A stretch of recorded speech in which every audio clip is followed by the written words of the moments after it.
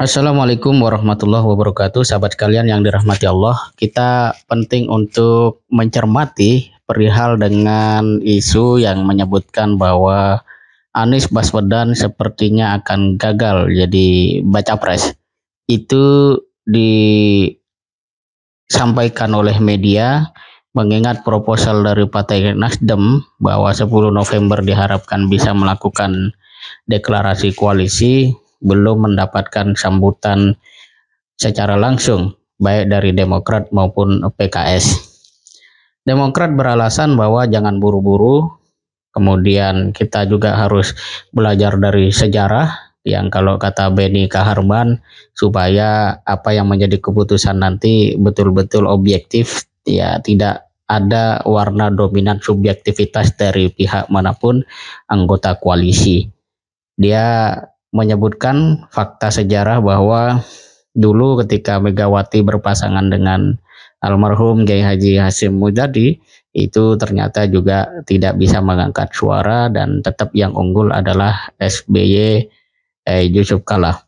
Sahabat kalian yang dirahmati Allah, dari dinamika partai yang seperti itu kita bisa temukan fakta bahwa sesungguhnya ungkapan jangan sembrono yang ini mungkin dimaksudkan kepada Nasdem di dalam memilih atau mendeklarasikan capres, sejatinya dalam realitanya tidak ada yang sembrono karena soal capres, soal koalisi itu adalah soal bagaimana martabat partai dapat dibangun dan dibentuk sekaligus memberikan wajah yang jelas kepada publik yang nanti akan memilih partai mana yang layak, capres mana yang patut dipilih. Jadi dinamika itu walaupun pada akhirnya publik atau media mengesankan lambat dan seakan-akan belum ketemu kesepakatan karena memang ada mekanisme internal baik pada Demokrat maupun PKS, itu sesungguhnya adalah satu hal yang wajar berjalan. Artinya semuanya sedang melakukan proses-proses pertimbangan secara matang. Oleh karena itu, kata sembrono itu dengan adanya fakta ini justru terbantahkan bahwa tidak ada yang sembrono. Terlebih ketika Nasdem mencapreskan Anies Baswedan. Itu yang pertama kita bisa lihat. Jadi tidak kemudian bahwa tidak segera muncul cawapres, tidak segera deklarasi koalisi, itu kemudian koalisi akan terancam bubar. Sebaliknya kalau kita pakai logika seberang, yaitu misalnya KIB yang sudah terbentuk koalisinya, tapi sampai sekarang tidak segera mendeklarasikan siapa capres dan cawapres, malah kesana kemari mengatakan akan ada partai bergabung dan seterusnya. Artinya kalau kita mau lihat secara adil, nalar kritis kita seharusnya soal pada katakanlah ukuran waktu antara koalisi perubahan, koalisi Indonesia Bersatu itu harusnya sama. Ini terkesan lambat karena belum terbulatkan koalisinya, sementara ini sudah bulat koalisinya tapi tidak muncul-muncul siapa capresnya. Itu mungkin bisa menjadi salah satu cara kita untuk melihat dan memahaminya.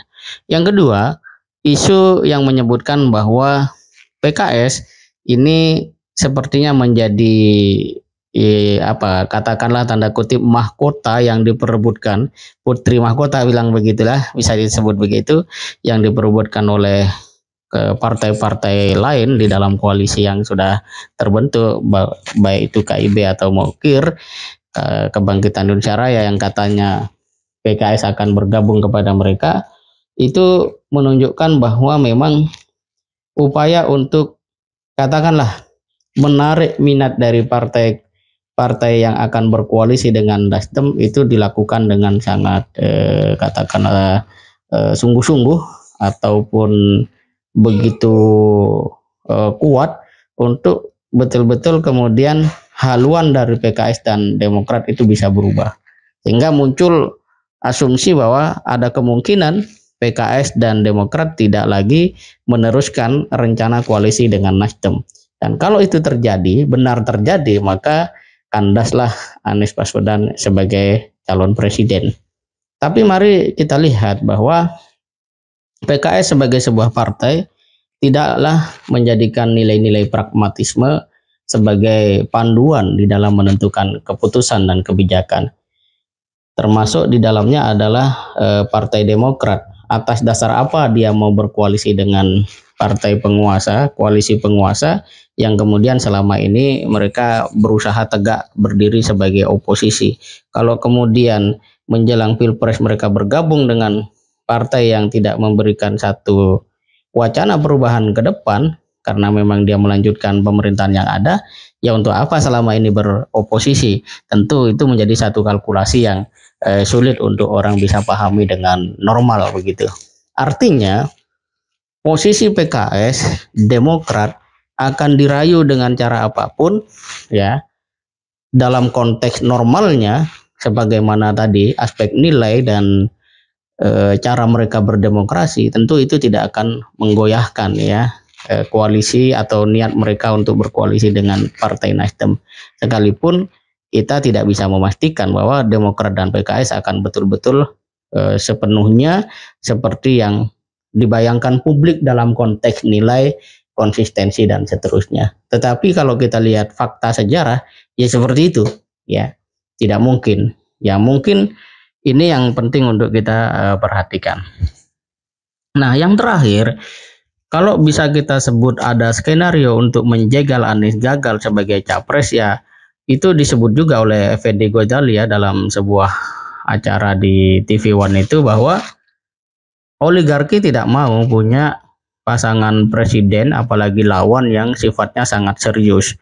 Oleh karena itu upaya-upaya untuk melemahkan, menggagalkan ataupun membuat tidak jadi Anies Baswedan melenggang di dalam Pilpres ke depan merupakan satu hal yang sebenarnya secara rasio orang memahami itu dilakukan. Tetapi apakah mungkin di tengah arus demokrasi seperti sekarang yang publik juga sudah sebenarnya memiliki ya sekian persen pengaruh terhadap media massa, terhadap ruang publik, terhadap keputusan-keputusan elit partai. Mengingat publik hari ini itu tidak berbeda sekali dengan 2014, 2019, apalagi sebelumnya yang tidak mengenal media massa dan arus informasi yang begitu deras seperti sekarang. Publik saat ini cenderung lebih ya sederhana memandang sesuatu. Kalau seorang politisi mengatakan A, benarkah dia telah membuktikan A? Kalau seorang politisi mengatakan B, benarkah dia telah mengatakan B? Dan itu bisa ditelusuri dengan sangat mudah lewat temuan-temuan jejak digital.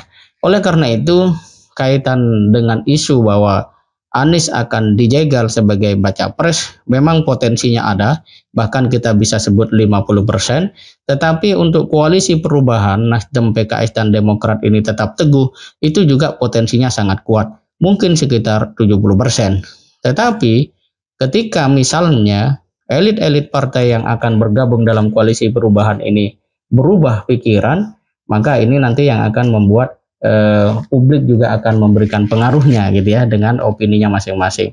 Dan kalau kita perhatikan misalnya untuk apa sih Surya Paloh dengan Nasdem yang cukup ya dalam tanda kutip nikmat bersama pemerintahan selama ini tiba-tiba keluar dan mendorong Anies Baswedan sebagai capres, kalau tidak karena sebuah tujuan yang penting untuk dihadirkan dalam rangka membawa Indonesia menjadi lebih baik. Kalau Pak Surya Paloh misalnya dengan Nasdem memang mau enak-enakan saja, ya cukup saja dia di dalam koalisi pemerintahan ya bergabung dengan KIB ataupun yang lainnya misalnya sebagai sama-sama partai pendukung pemerintah untuk menikmati ya kenikmatan-kenikmatan finansial ya, kenikmatan-kenikmatan materi, jasa dia dan seterusnya. Tetapi kita melihat justru Surya Paloh mengambil langkah yang sebaliknya, bahkan dia menjadi terdepan mendukung dan mendorong Anies Baswedan untuk menjadi capres di tengah sempat muncul dan kuat isu bergulir bahwa Anies Baswedan akan dipaksa untuk di KPK-kan. Nah, ini harus menjadi sebuah catatan kita semua sebagai rakyat kecil. Insya Allah kalau rakyat semakin cerdas di dalam melihat demokrasi ini, politik, partai politik dan seterusnya, kita bisa memberikan sebuah satu tekanan bahwa elit politik hendaknya tidak kemudian hanya sebatas memperhatikan apa yang mereka mau, tetapi juga melihat aspirasi rakyat seperti apa. Dan sebenarnya partai politik yang sesungguhnya adalah yang seperti itu, yang tahu apa kemauan rakyat, kemudian dia mau memperjuangkan aspirasi rakyat itu. Semoga bermanfaat. Assalamualaikum warahmatullahi wabarakatuh.